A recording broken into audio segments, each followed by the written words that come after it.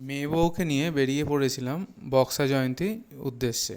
আজকে আমরা যাব জয়ন্তী ফরেস্টের মধ্যে জঙ্গল সাফারি করতে। চলো, তোমরাও চলো।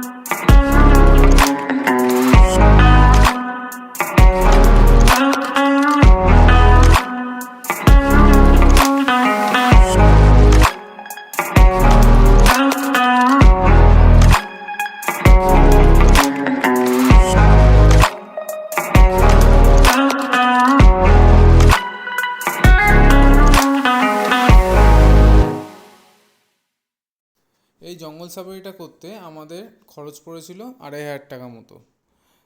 তো আমরা গেছিলাম গিয়ে গরমের ছুটিতে।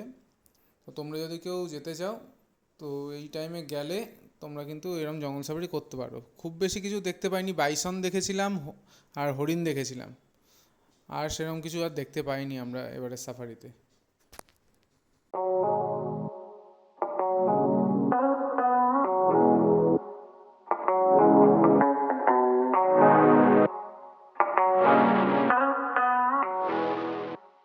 সাফারিটা কেমন লাগলো তোমরা অবশ্যই জানিও।